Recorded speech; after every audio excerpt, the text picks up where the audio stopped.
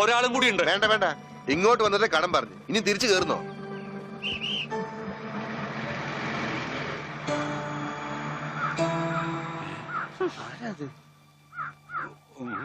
നമ്മുടെ പണിക്കരല്ലേ അത്?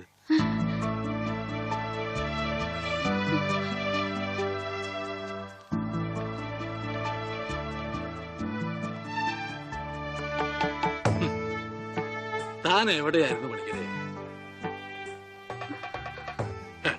താനെന്താ ഒന്നും മിണ്ടാത്തെ? എന്റെ മാഷയുടെ മകൻ ഉണ്ണീകൃഷ്ണനില്ലാതെ ഞാൻ എങ്ങനെയാ നാട്ടിലേക്ക് മടങ്ങി വരിക? അതുകൊണ്ടാ ഇത്രയും നാൾ ഒളിവിൽ കഴിഞ്ഞത്.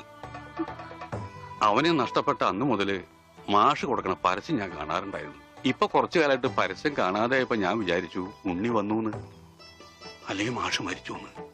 ഇതിലേതാ മാഷെ സംഭവിച്ചത്? എടോ പണിക്കരെ, ഉണ്ണി വന്നു. ഉണ്ണി വന്നു? എവിടെ? നിക്കണു ഉണ്ണി. നീ അങ്ങ് തടിച്ചേ നിക്കണു ഉണ്ണി. ഓ അയ്യോ, തൃപ്തിയായി. അയ്യോ, ഇത്രയും കാലം അലഞ്ഞു തിരിഞ്ഞ് നടന്നെങ്കിലും അതിനൊരു പരിസമാപ്തി ദൈവം. എന്റെ ഉണ്ണി, അന്ന് നീ എവിടേക്കാ പോയേ? പണിക്കരെ, മുണ്ട് മുറുക്കി കൊടുത്തോളൂ കേട്ടോ. കഴിഞ്ഞ 10-17 കൊല്ലമായിട്ട് മുണ്ട് മുറുക്കന്നെയാ നടക്കണേ, പട്ടിണിയായിട്ടേ. ഇത്ര കാലം പണിക്കരേട്ടൻ എവിടെയായിരുന്നു? അത് പറഞ്ഞാലും തീരില്ല. കൊറേ കാലം തമിഴ്നാട്ടില് ரொம்ப അഴകാന ഇടം, അങ്ങേ നിന്നും കർണാടക, പിന്നെ കൊറേ കാലം ഹിന്ദിക്കാരുടെ കൂടെ. ഹരേ വിളിച്ചപ്പാടേ ഹിന്ദിമേ ബോലോ ബായ്. അച്ഛാ അച്ഛാ, ബഹുത്ത് അച്ഛാ. ഓ, ഈ നാട്ടിൽ ഒരാൾക്കെങ്കിലും ഹിന്ദി അറിയാലോ. ഏതായി കുട്ടി? അല്ലേ, പണിക്കരുടെ മകളാ. ഓഹോ, ഏത് പണിക്കരുടെ? ഓ അച്ഛാ, അച്ഛൻ എന്നെ മനസ്സിലായില്ലേ? അച്ഛന്റെ അമ്മുവാ ഞാൻ. അമ്മോ മോളെ, അച്ഛനെ എന്നെ മനസ്സിലായില്ലോടി. മോളെ, അച്ഛന് മോനെ മനസ്സിലായിട്ടാ.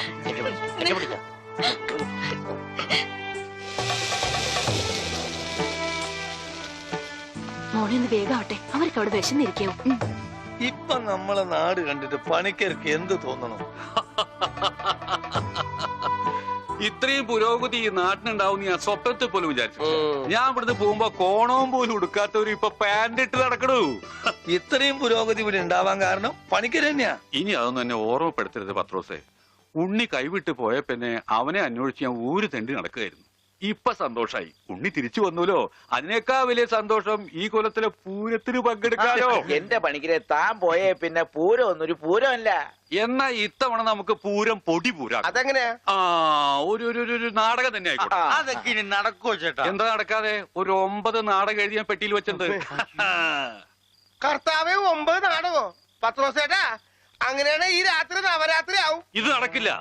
ഈ ബന്ധം തുടരാൻ ഞാൻ അനുവദിക്കില്ല. കണ്ട കള്ളിമുൾ കാടുകളിലും തേയില തോട്ടങ്ങളിലും കെട്ടിപ്പിടിച്ച് കിടന്ന് പാട്ട് പാടുന്നതല്ല പ്രേമം. അവിടെ മ്യൂസിക് ചക്ക.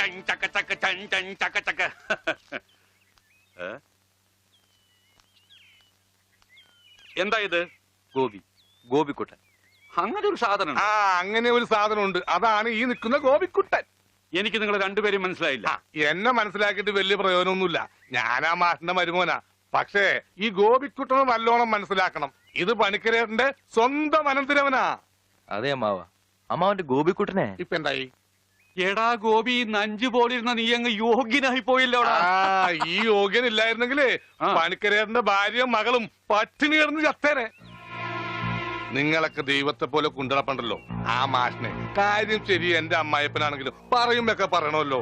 ആ മനുഷ്യൻ പണിക്കരേട്ടന്റെ കുടുംബത്തെ ഒന്ന് തിരിഞ്ഞു നോക്കുക പോലും ചെയ്തിട്ടില്ല.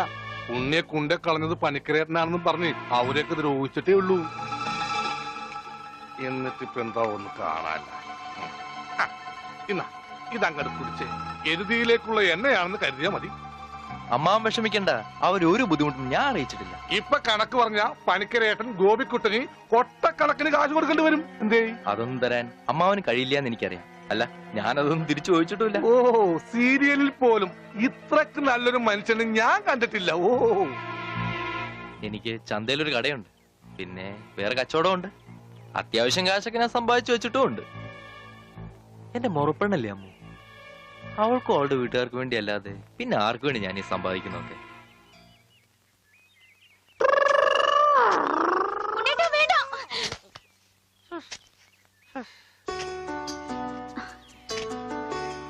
പറയാത്തെ?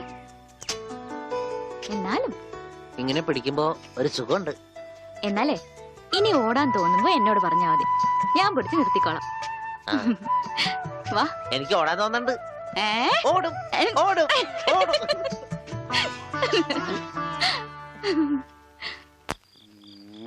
देखो बेटी देखो देखो बेटी देखो എന്താ ഇത്?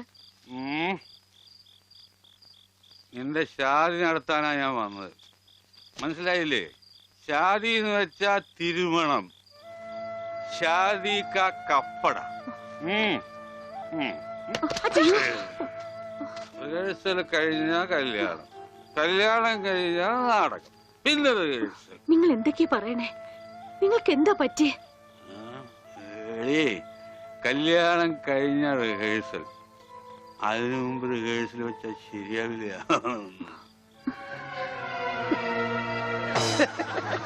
എന്നെ ഗർഭരണിയാക്കിയിട്ട് നിങ്ങൾ സ്വന്തം ഭാര്യയുടെ കൂടെ ജീവിക്കാണല്ലേ? പറഞ്ഞു വരുമ്പോ എനിക്കാണല്ലേ കുറ്റം. പറഞ്ഞു വരുമ്പോ എനിക്കാണല്ലേ കുറ്റം. തെളിവിനായി മീന്റെ വയറ്റിൽ കിടക്കണ എന്തെങ്കിലും എന്റെ വയറ്റിലെ കുഞ്ഞിനെ പറ്റി പറയുമ്പോൾ മീന്റെ വയറ്റിലെ കുഞ്ഞിനെ കുറിച്ചാണ് പറയുന്നത്. അവിടെ ഇരിക്കേ. ഒരു പ്രസ്റ്റേജ് എനിക്ക് ഓടാൻ തോന്നുന്നുണ്ട്.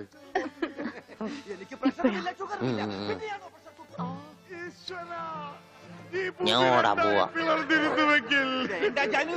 അതല്ല പോട്ടെ, 45 രൂപ 50 പൈസക്ക് ബോംബെ ഡൈങ്ങിന് ഒരു ബെഡ്ഷീറ്റ് വാങ്ങിച്ചെന്ന് ഓർമ്മയുണ്ടോ? എല്ലാം പച്ചക്കള്ളം. ഞാൻ ബോംബെ കണ്ടിട്ട് പോലുമില്ല. നീ ബോംബെ കണ്ടിട്ടില്ല? എങ്കിൽ പോയി കണ്ടിട്ട് വേണം, തെണ്ടി തയ്യക്കാരാ. എന്താണ് വെളിച്ചപ്പെടാ ചവിട്ട് വെച്ചെന്നാണല്ലോ. അവൻ ഡയലോഗ് തെറ്റിച്ചിട്ടില്ല. ഈശോയെ ബോധം പോയാ? അവന് ബോധം പണ്ടേ ഇല്ല. അത് കാര്യം വെക്കണ്ട, വിട്ടേക്ക്. ആരും പോകരുത്, നാടകം തുപ്പം പുനരാരംഭിക്കും. എന്ത് പണിയാണ് അതൊന്നും അതൊക്കെ പേരെ പ്രശ്നം, അത് വേറെ കാര്യമുണ്ട്. എനിക്കാണെങ്കിൽ അടിയുടെ ആരും പോകരുത്, നാടകം വീണ്ടും ആരംഭിക്കുന്നതാണ്.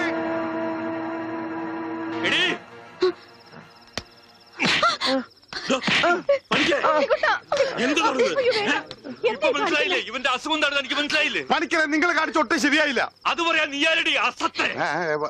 ഇങ്ങോട്ട് വാടി, നീ അങ്ങനെ കൊന്നുകളയും. പള്ളിക്കണ്ട വണ്ടന്മാരെ. അയാളെ തല്ലി. അച്ഛന് വേനെടുത്താ കരയണ്ടാട്ടാ.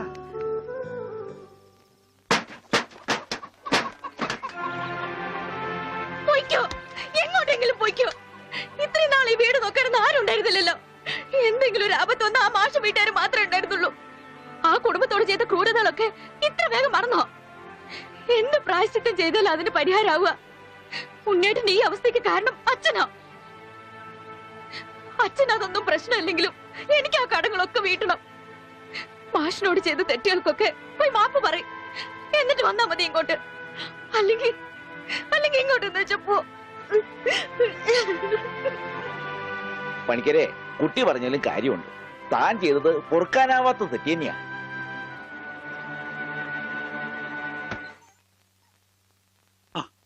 എന്താടോ എന്തേ കാണിക്കുന്നത്? എന്നോട് പൊറുക്കണം മാഷെ.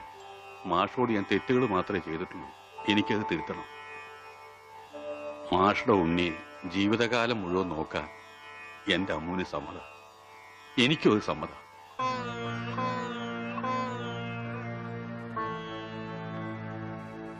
ഒരു കടപ്പാടിന്റെ പേരിൽ സുഖമില്ലാത്ത എന്റെ മോനെ തന്റെ മോളുടെ തലയെ കെട്ടിവെക്കണ്ട.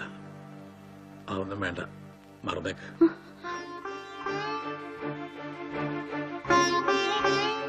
മോളെ, നീ ചെയ്യുന്നത് വലിയൊരു ത്യാഗമാണെന്ന് എനിക്കറിയാം. പക്ഷേ അങ്ങനെ ആർക്കെങ്കിലും വേണ്ടി പാഴാക്കി കളയാനുള്ളതല്ല നിന്റെ ഈ ജീവിതം. വെറും ഒരു കടപ്പാടിന്റെ പേരിലല്ല മാഷെ. തിരിച്ചു വരില്ലെന്ന് നാട്ടുകാർ മുഴുവൻ പറഞ്ഞിട്ടും ഉണ്ണിയേട്ടന് വേണ്ടി ഇത്രയും വർഷം മാഷ് കാത്തിരുന്നില്ലേ? അതുപോലെ ഉണ്ണിയേട്ടന്റെ അസുഖമാണ് തടസ്സമെങ്കിൽ അത് മാറുന്നതുവരെ കാത്തിരിക്കാൻ ഞാനും തയ്യാറാണ്. ഈ കുട്ടി പറഞ്ഞത് വെറും ഒരു ഫാദറായ എനിക്ക് മനസ്സിലായി. ഈ ഫാദറിന് മനസ്സിലായോ? ഇനി എന്തോന്ന് ആലോചിക്കാൻ. നിശ്ചയത്തിന് പന്തല് വേണോ വേണ്ടയോ എന്ന് മാത്രം പറഞ്ഞാ മതി. ബാക്കി കാര്യം ഞങ്ങൾ ഏറ്റു.